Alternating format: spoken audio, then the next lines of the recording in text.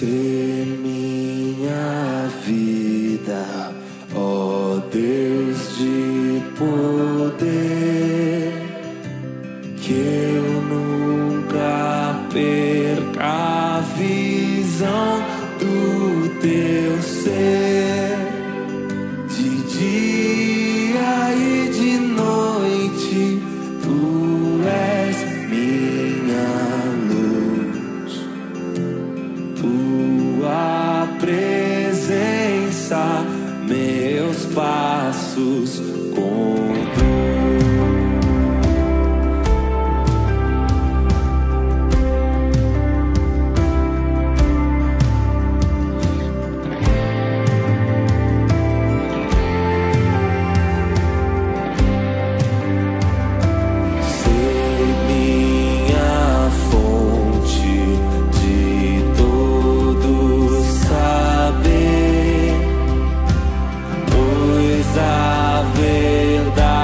Eu desejo aprender. Eu sou o teu filho, ó Pai sem igual. Em mim habita, Senhor divinal.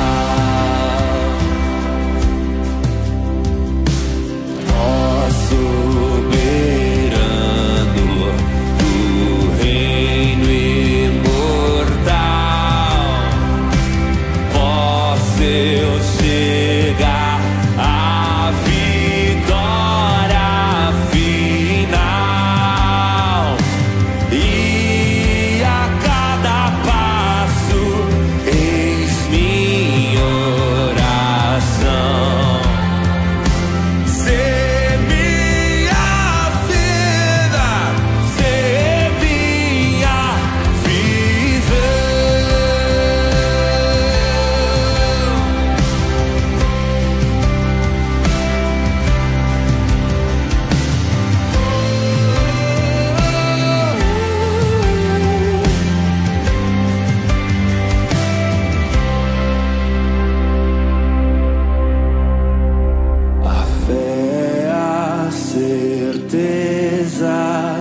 Do que não posso ver, o firme fundamento, descanso em seu poder. Espero na promessa que nunca falhará,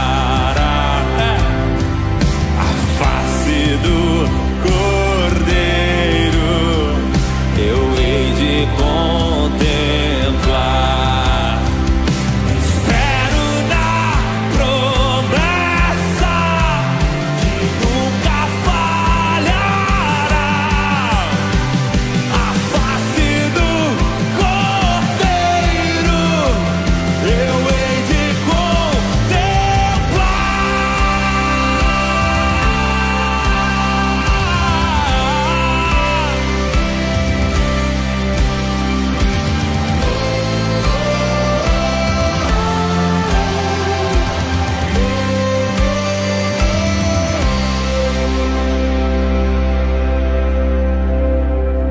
E a cada passo eis minha oração.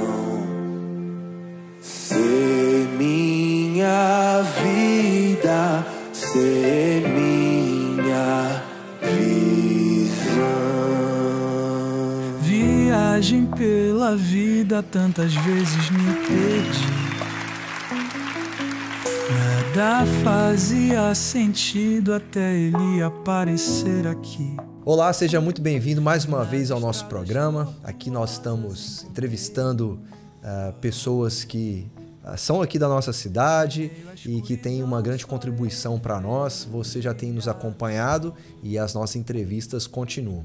Hoje, para falar sobre um assunto muito importante, muito atual talvez para você que tenha muitas dúvidas sobre esse assunto, e pode ser que você ainda não tenha visto nada sobre isso relacionado à vida cristã, à igreja, as nossas práticas piedosas. Então é um prazer receber aqui o nosso convidado, ele vai se apresentar melhor para vocês conhecê-lo e nós vamos falar sobre esse tema tão importante e muito atual para os nossos dias. Eu recebo aqui o pastor Maicon Custódio. Se apresenta aí para o pessoal, onde você está pastoreando hoje, se quiser falar da família, de tudo mais que você quiser falar, você pode ficar à vontade. Beleza. João, obrigado pelo convite. Muito bom estar aqui com você, com o pessoal de casa que está nos acompanhando. Então, eu sou o Maicon, sou pastor da 6ª Igreja Presbiteriana de Governador Valadares, lá no bairro São Pedro. Uhum. Estamos ali já nesse é o meu 9º ano. Né? Sou casado com a Gisele, pai da Elisa. E estamos lá desenvolvendo esse ministério, né? Junto a um povo que Deus tem confiado a nós e aprendendo enquanto trabalha, né? O ministério é muito aprendizado, né, cara? A gente nunca para de aprender e aí, enquanto fui aprendendo, resolvi que podia tentar colaborar com alguém ensinando algumas coisas sobre essas novas tecnologias, essas coisas e por aí vamos, né? Tentando colaborar com a turma. Muito bom. E a gente vai falar sobre isso, né? Sobre tecnologia. Isso é muito atual. Eu acredito que... Eu já falei isso algumas vezes com outras pessoas. Eu acho que aquele momento da pandemia vai todo mundo para o online, né? As igrejas... Quem não tinha uma câmera na igreja arrumou um jeito de ter. Quem não tinha uma boa internet deu um jeito de colocar uma boa internet, foi para o celular, foi para o Instagram. Parece que há um grande aumento, né, do uso dessas ferramentas por parte da igreja. Mas antes de chegar nesse assunto, eu também acabei me tornando um curioso por isso. E é igual você falou, o ministério a gente nunca para de aprender. E aí, de repente, eu me pego aprendendo coisas que eu não imaginava que eu ia ter tanta curiosidade de me envolver nisso. Mas a sua relação com essas coisas tecnológicas começam antes ou isso é de pouco tempo? Eu sempre fui muito ligado nisso, né? A gente que cresceu na era aí já da ebulição do computador de mesa em casa, né? Uhum. Isso hoje para a turma mais nova é até estranho falar, né? Mas a gente talvez lá na infância, computador não era um negócio que era tão acessível, mas a gente pegou a adolescência já com essa coisa de computador em casa, de começar a ter videogames, né? Uhum. Então essa questão da tecnologia sempre esteve ali. Então eu sempre fui muito ligado, muito conectado, buscando sempre aprender o que estava chegando assim em relação a tecnologias e não deixa de ser diferente hoje, né? E ainda mais agora no ministério, relação com pessoas, você está inserido em alguns lugares da sociedade aí de educação, a parte de atuação econômica, tá tudo dependente da tecnologia, né? Então, eu sempre fui muito interessado por curiosidade e agora eu tenho conseguido enxergar assim muita utilidade, uma questão mais pragmática mesmo para o nosso dia a dia, né? Trazendo boas contribuições mesmo. Sim, eu falo até para algumas pessoas assim, é inescapável. Eu falo, não adianta nem você dizer assim, criticar no sentido, olha o que está acontecendo, porque a pessoa critica e entra num carro super tecnológico, né? E ela vai usar outras coisas extremamente tecnológicas. E isso vem ao longo já da história, né? Do mundo, esse avanço do homem na questão da tecnologia. Antes da gente entrar no assunto em si, só para o pessoal que acompanha a gente já entender uma relação muito importante aí da nossa fé com a tecnologia, as escrituras, elas falam alguma coisa sobre isso? Ou pelo menos nos dá uma ideia do que fazer com isso, uma vez que o mundo não parou de avançar naquilo que o homem foi criando, né? E cada vez mais crescendo naquilo que foi sendo feito. Existe alguma coisa na escritura a esse respeito? Sim, e bastante, né? Primeiro, tem algumas coisas que são bem descritivas, né? Você vai pegar ali o início do livro de Gênesis, tem descrição do primeiro que começou a trabalhar com metalurgia, o primeiro que começou a trabalhar com pecuária, ou seja, os surgimentos das novas tecnologias já descritos ali no início do livro de Gênesis, pouco depois da queda, daquele período ali de Caim e Abel. Então começa a falar sobre isso, sobre fundição, sobre criação de animais, instrumentos musicais, o desenvolvimento tecnológico da raça humana mesmo. Depois você tem a Arca de Noé. A Arca de Noé, Deus dá um projeto na mão de Noé e vai descrevendo medidas, descrevendo materiais. Porque às vezes a gente pensa em tecnologia, a gente só pensa nesse negócio high-tech, né? Sim. Em robô e tal. Não, tecnologia para a época, construir uma embarcação daquele tamanho era algo extremamente tecnológico. Mais tarde, nós temos já com a formação do povo de Israel, quando vai ter a construção do templo, mas antes disso, na própria confecção do tabernáculo, a Bíblia diz que Deus pega 2 rapazes, que são Bezalel e Aholiabe, e ele dota esses homens de conhecimento para trabalhar com arte, com mecanismos, com fundição, com a parte de lidar com metais, com madeira, várias formas de manipulação de materiais para construir aquilo que Deus queria que fosse construído. Então, aqui olhando para o Antigo Testamento. Quando eu penso em princípios para lidar, aí a gente vem para o Novo Testamento, principalmente para as cartas de Paulo, para Tiago, Paulo dizendo, se uma coisa é verdadeira, é de boa fama, ou seja, se é algo bom, isso pode ocupar o seu pensamento. Pelo contrário, deve ocupar o seu pensamento. O mesmo Paulo que diz, quer comais, quer bebais, quer façais qualquer outra coisa, inclusive usar tecnologia e criar tecnologias, faça para a glória de Deus. E Tiago, que diz que toda boa dádiva e todo dom perfeito vem do Pai das Luzes, né? O iluminado supremo nos ilumina. Então, o Deus Criador nos fez como seres criativos também. Sim. Então, eu entendo que o cristão, ao se relacionar com tecnologia e criar tecnologia dentro daquilo que é lícito, que é justo, daquilo que traz benefício para o próximo, o cristão está cumprindo o seu mandato dentro da nossa teologia, chamado de mandato cultural, né? Como que nós lidamos com a criação para aperfeiçoá-la, para extrair dela benefícios para a sociedade. Então, ao longo de toda a história, isso sempre esteve ali. A Bíblia descreve bem e traz princípios interessantes para a gente aplicar. Fazer para a glória de Deus. Não usar a ferramenta para, não sei, por causa de questões de orgulho, né? de soberba.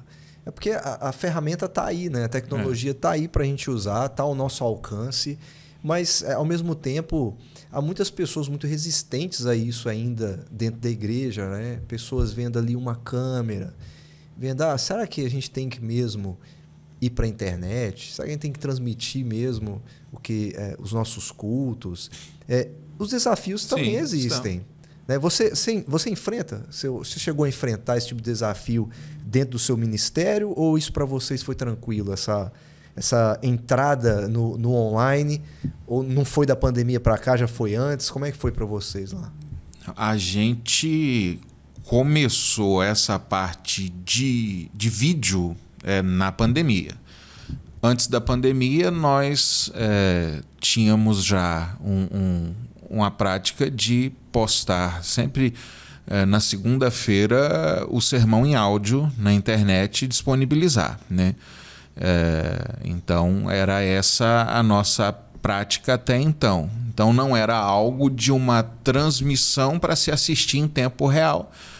E aí foi um desafio. Nós tínhamos celularizinhos, né? E naquela época de muito desconhecimento ainda, o YouTube precisa ter 1000 seguidores para você conseguir fazer uma transmissão. E aquele desespero, né? Então, a gente desesperado, como é que vai ser transmitindo então por outras plataformas, né? Foi muito difícil. reuniões de grupos ou reuniões de escola dominical, né? A gente contratando alguns softwares pagos e disponibilizando ali o login para os líderes da igreja para fazer essas reuniões. Eu lembro que a gente tinha uma classe da igreja que funcionava no Instagram, outra no YouTube e a outra numa plataforma de reuniões, que era o Zoom. Sim. Então, foi tudo assim, aprendendo no peito e na raça, que o que a gente tinha era a gravação do áudio do sermão, a gente tratava o áudio no dia seguinte e publicava numa plataforma, na verdade, em 3 plataformas para o pessoal escutar. Uhum. Mas esse passo na direção do audiovisual, de digitalizar mais mesmo, até mesmo em relação às questões de contribuição da igreja, né? O advento do Pix e tudo mais, foi tudo muito no pós-pandemia. Nós não tivemos problemas de resistência. Tinha pessoas assim preocupadas no retorno, de falar, olha, pastor, e agora? Quando a gente voltar ao normal, será que o povo vai querer vir para a igreja? Voltar a frequentar, a se reunir, já que ficou tão cômodo acompanhar tudo de casa? Então, o único nível de resistência que a gente teve no início foi mais esse questionamento, essa pergunta de qual seria a reação das pessoas no pós-pandemia. Mas de rejeição, de barreira, nossa igreja foi muito madura no período todo. Fiquei muito feliz em ver como a gente foi aprendendo junto, crescendo junto, a liderança da igreja, né? O conselho da igreja fazendo investimentos financeiros bastante consideráveis dentro da nossa realidade para adquirir equipamentos, para aprimorar as transmissões. Então, a resposta foi assim, muito boa mesmo. Gostei muito de como a igreja agiu e reagiu na época com muita maturidade. Uma coisa assim, você estava falando, eu estava pensando, antes eu já vi algumas igrejas já envolvidas com isso. Uhum. A minha pergunta que eu fico às vezes me fazendo assim, por que a gente não fez isso antes, né? Precisou ouvir uma pandemia para a gente se interessar em ter, por exemplo, um equipamento que pudesse transmitir o culto, por exemplo.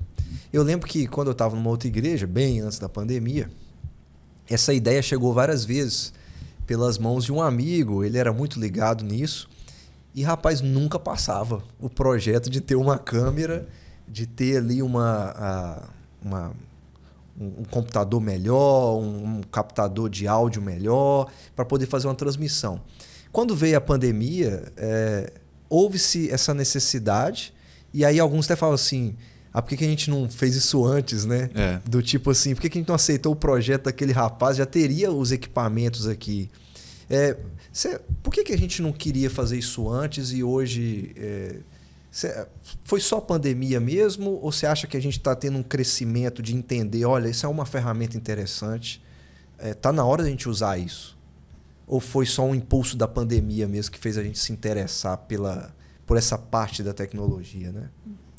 Eu acho que sim, eu acho que a pandemia foi um empurrão daqueles, né, para a gente fazer alguma coisa, mas eu acho que a situação era aquilo que nós padecemos muito em diversas áreas na vida de igrejas de pequeno e médio porte, até algumas de grande porte, que é mão de obra qualificada para o negócio. Sim.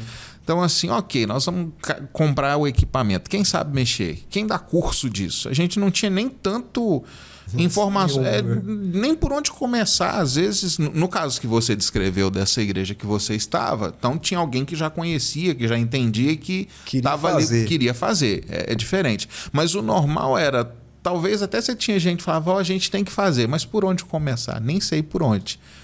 E aí, nessa dinâmica da pandemia, todo mundo foi obrigado a aprender. Pessoas que souberam, digamos, surfar o nicho de mercado, lucraram muito ensinando, né? Sim. Criando cursos e tal. Mas eu acho que tem muito a ver com isso. O não saber mesmo por onde começar, o que fazer. Foi tudo muito novo. E a gente teve que agir muito rápido, né? Assim, isso é a realidade agora a gente tem que fazer. Foi mesmo um grande empurrão para nós. E você falou sobre... Lá na igreja a gente também teve esse dilema. E agora, quando voltar? Como é que vai ser a nossa experiência de comunhão aqui? A tecnologia, ela nos ajuda a avançar em muitas áreas, né? Ela potencializa a pregação, potencializa a música que está sendo feita na igreja, mas ela pode trazer outros desafios também. Alguns acreditam que pode enfraquecer a comunhão, pode enfraquecer o discipulado. Você acredita que a tecnologia pode ser usada para isso, sem que torne a pessoa assim, isolada da vida da igreja? Porque eu acho isso um grande desafio. Discipular alguém online e ela se manter firme na comunhão.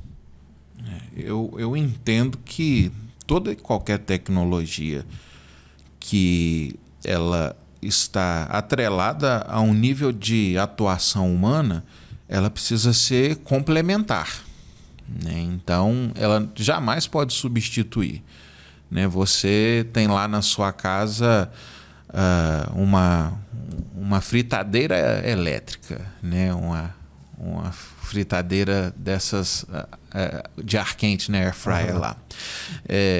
Nada substitui o seu tempero, a sua preparação da comida. Ela é um equipamento para facilitar a sua vida, mas ela não te substitui. Um segredinho ou outro para ficar um pouco mais dourado, um pouco mais crocante.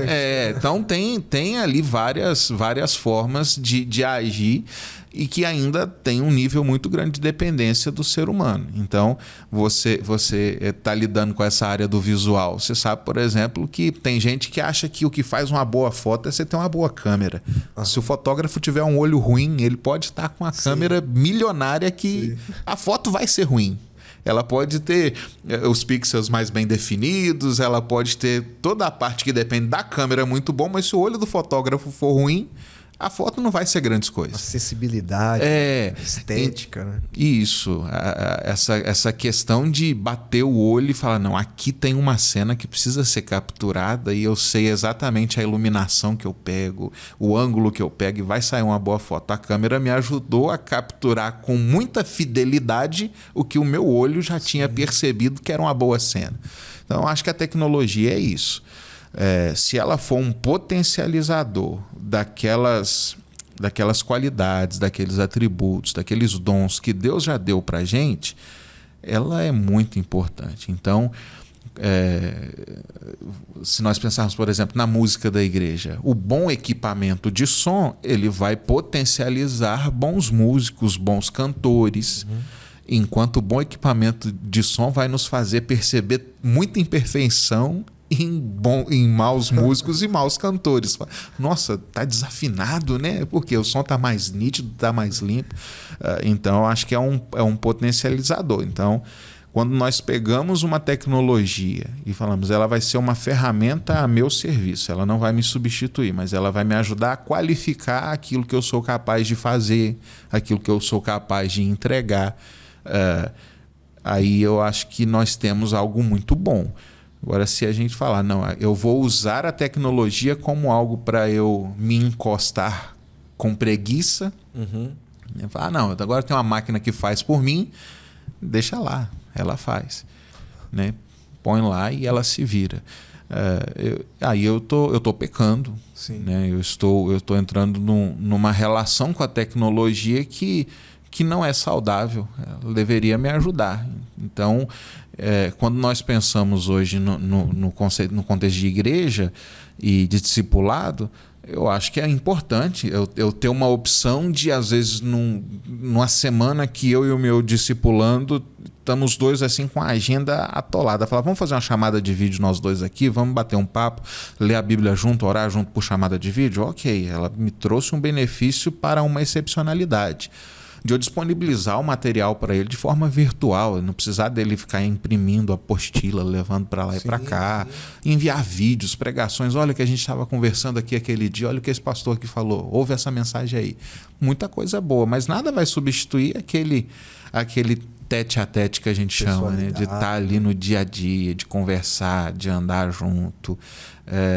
Então, assim, se for para potencializar e para aprimorar as relações humanas, nada contra. Mas se nós começarmos a utilizar como substituto, aí tem problema. Né? Transformar pessoas mais insensíveis, né? Torná-las mais insensíveis à necessidade das outras. Estava até vendo um livro de um autor que fala muito sobre isso. Eu não sei se é Tony Heinck que fala, não sei se é assim que fala, e sobre o celular transformando a nossa vida. E um dos pontos dele é esse, assim, como que essa dependência da tecnologia exagerada pode me tornar insensível às necessidades do outro, né? E não é esse o princípio cristão, né? Eu tenho que estar atento à necessidade do outro e acudi-lo, né, quando necessário. Tem até um presbítero lá da igreja que foi uma coisa interessante, diz ele que uma aluna da classe dele, ele dá aula de catecúmenos, né? Que, para quem não sabe, é quem está querendo preparando para batizar. Fazer pública profissão de fé. E aí ele falou assim, minha filha não vai poder vir, eu vou assistir no lugar dela. Ele falou, não, pega o celular aí, liga para ela de vídeo, ela vai assistir a aula. Ela estava em casa, não podia ir e assistiu a aula. Então, quando a coisa é usada do jeito certo, né? Sim. Dá para potencializar, amplificar e usar da maneira que glorifique a Deus, né? Michael, a gente vai conversar mais, porque tem muita coisa. Muita. E o nosso próximo assunto, a gente entra mais aí nas ferramentas, Okay. Como é que essas ferramentas podem ser usadas e a gente tomar cuidado com isso que você falou, contra a preguiça, da gente não deixar só a máquina trabalhando e esquecer da nossa parte também nisso tudo. Beleza. Primeiro, muito obrigado. A gente volta numa próxima conversa. Eu que agradeço. Quiser. Nos vemos. E você que ficou com a gente até aqui, meu muito obrigado a você também. E você não pode perder a minha próxima conversa com o Pastor Michael. Nós vamos falar mais sobre tecnologia e nessa conversa um pouquinho sobre ferramentas, sobre inteligência artificial e como isso pode ser importante na nossa vida como igreja, para que você não tenha medo de usar essas ferramentas que Deus tem colocado nas suas mãos. Te espero no próximo programa. Um grande abraço e até a próxima.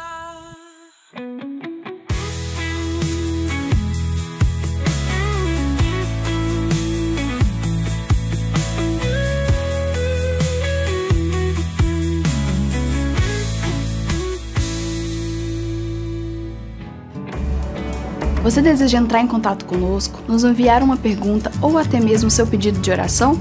Basta enviar uma mensagem para o número de WhatsApp que está aparecendo na sua tela.